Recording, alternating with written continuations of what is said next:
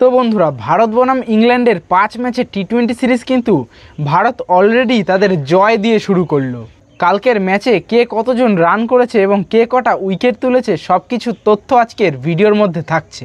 এবং আজকের ভিডিওর শেষেও কিন্তু একটা গুরুত্বপূর্ণ কথা আমার সব সাবস্ক্রাইবার বন্ধুদের জন্য রয়েছে, তাই ভিডিওটা না টেনে সম্পূর্ণ দেখতে থাকো এবং চ্যানেলটা সাবস্ক্রাইব করে দিও। তো চলো এক নজরেই প্রথমে দেখে নিই যে কালকের ইংল্যান্ড ভার্সেস ইন্ডিয়া টি20 ম্যাচে ফার্স্ট ম্যাচে কে কত রান করেছে এবং কে কটা উইকেট পেয়েছে। তো কালকে ইন্ডিয়া টসে জিতে ইংল্যান্ডকে ব্যাটিংয়ে পাঠায় এবং নিজেরা বোলিং করতে নামে। তো ইংল্যান্ডের যদি স্কোরবোর্ড দেখো, টোটাল 20 ওভার খেলে 132 রান এবং অল উইকেট হয়েছে। প্রথমে আসে ফিল সল্ট, উইকেট কিপার ইংল্যান্ডের, 3 বলে 0 রান করে। তো বল করেছে আর্শদীপ সিং, ক্যাচ পেছনে গেছে উইকেট কিপারের কাছে, স্যামসনের কাছে। এরপর বেন ডেকেট, আর্শদীপ সিং সেই একই, রিঙ্কু সিং ক্যাচ ধরে, যেই ক্যাচটা খুব উপরে উঠেছিল। তো বেন ডেকেট রান করেছে 4 বলে 4 রান, একটা 4 মেরেছে। এরপর আসে জশ বাটলার। তো জশ বাটলার যে ইংল্যান্ডের আর কি ক্যাপ্টেন, খুব দুর্দান্ত পারফরমেন্স করেছে এবং একা খেলেছে বলতে পারো। হ্যাঁ, একা খেলেছে, পুরো স্কোরবোর্ড দেখলে তোমরা তাই বলবে। 44 বলে 68 রান করেছে, 8টা 4, 2টো 6 মেরেছে।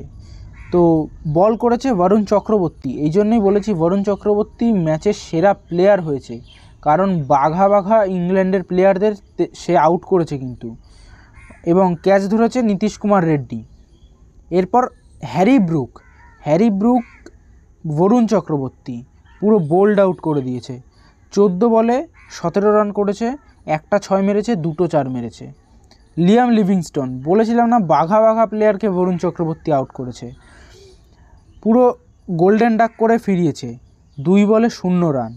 Jacob Bethell, Hardik Pandya ball করেছিল, তারপর অভিষেক শর্মা ক্যাচ ধরেছে, 14 বলে 7 রান করেছে, কোনো 6 না কোনো 4 না, সিঙ্গেল রান নিয়েছে। জেমি ওভারটন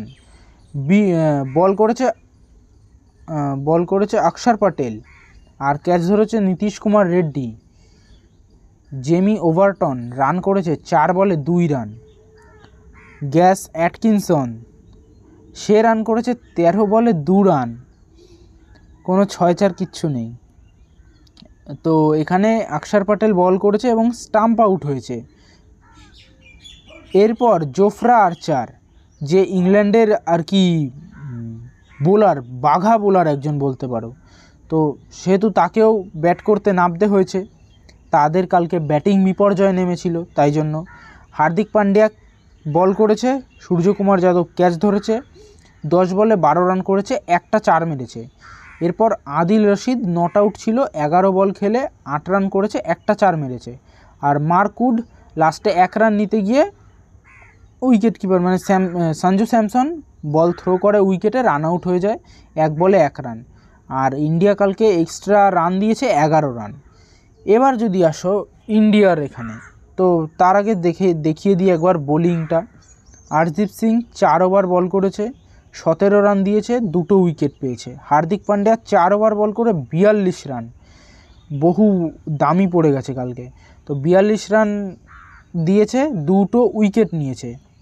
বরুণ চক্রবর্তী সবথেকে হাইয়েস্ট উইকেট টেকার কালকের ম্যাচের, 4 ওভার বল করে 23 রান দিয়ে 3টে উইকেট। অক্ষর প্যাটেল 4 ওভার বল করে একটা মেডেন ওভার করেছে টি20তেও, ভাবতে পারছো, 22টা রান দিয়েছে, 2টো উইকেট পেয়েছে। আর রবি বিষ্ণই 4 ওভার বল করেছে, 22 রান দিয়েছে, কিন্তু ভাগ্যবশত কোনো উইকেট পায়নি। এরপর ইন্ডিয়া ব্যাটিংয়ে আসে 133 রান টার্গেটে। সঞ্জু স্যামসন একটু ভালো খেলেছিল, 20 বলে 26 রান করেছে, 4টে 4 মেরেছে, একটা 6 মেরেছে। জোফরা আর্চার বল করেছিল, আর অ্যাটকিনসন ক্যাচ ধরে। এরপর আর অভিষেক শর্মা, অভিষেক শর্মার কথা আর কী বলবো। 34 বলে 79 রান করেছে, 5টা 4 মেরেছে, 8টা 6 মেরেছে। 8খানা 6, মানুষের এতক্ষণ দেখছি যে 4 বেশি 6 কম, এখন দেখছি যে 4 কম 6 বেশি। তো 232 স্ট্রাইক রেট, মানে টি10 খেলে গেছে একেবারে। এবং সূর্যকুমার যাদব তারপর আর্চার বল করে, জোফরা আর্চার, ফিল সল্ট ক্যাচ ধরে, 3 বলে 0 রান, গোল্ডেন ডাক পেয়েছে কালকে। তিলক ভার্মা 16 বলে 19 রান, 3টে 4 মেরেছে। তো এরপর হার্দিক পান্ডিয়া লাস্টে একদম 5 না 6 রান বাকি, তখন এসছে 4 বলে 3 রান। এবং ইংল্যান্ড অতিরিক্ত মানে এক্সট্রা রান দিয়েছে 6 রান। ব্যাট করেনি এখনও 6 জন, রিঙ্কু সিং, নীতিশ কুমার রেড্ডি, অক্ষর পটেল, হরদীপ সিং, বরুণ চক্রবর্তী, রবি বিষ্ণুই, এতজন ব্যাট করেনি। আর মাত্র 133 রান টার্গেটে আর কি ব্যাট করবে। তো এই হলো ম্যাচ সামারি।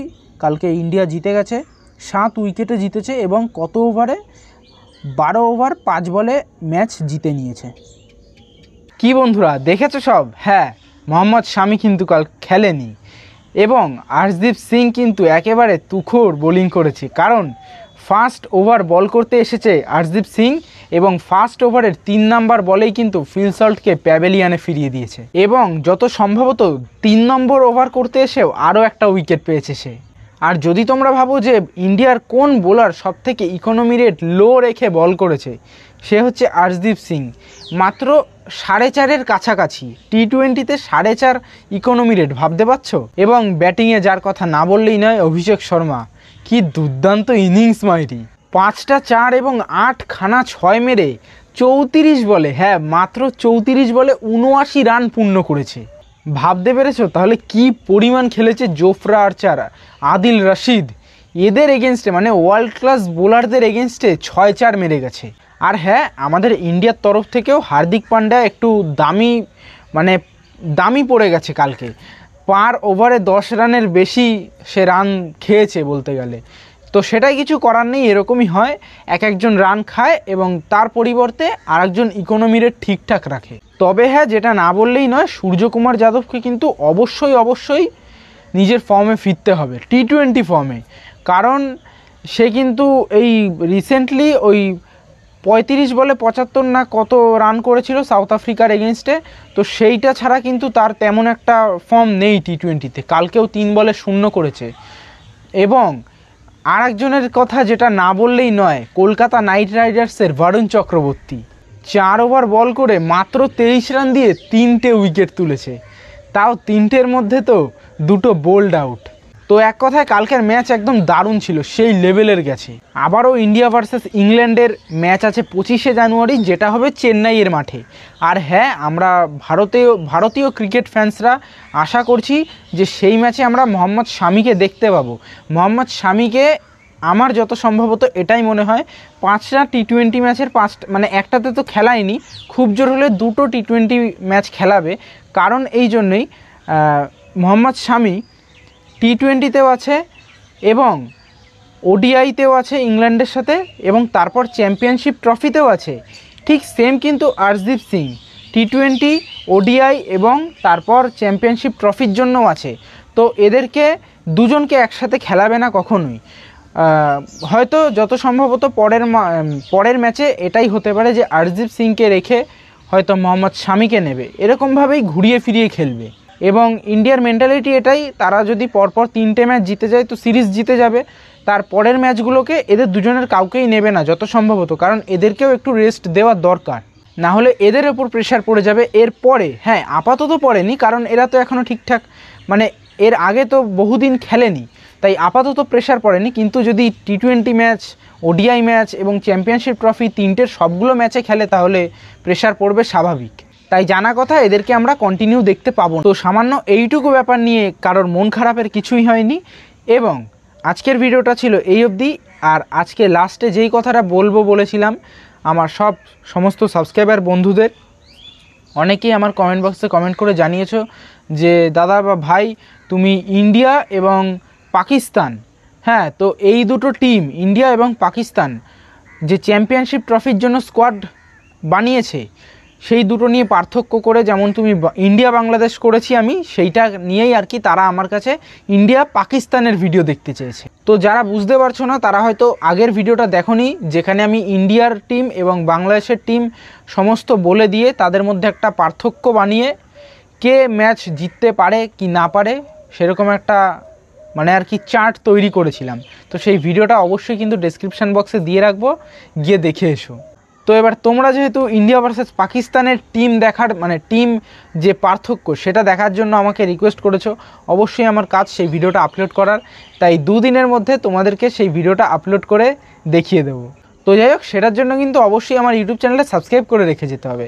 সাবস্ক্রাইব করে অবশ্যই নোটিফিকেশানটা অন করে দিও। টাটা বাই বাই, নেক্সট ভিডিওতে দেখা যেন পাই। আর হ্যাঁ, সাবস্ক্রাইব অবশ্যই করে যেও। টাটা।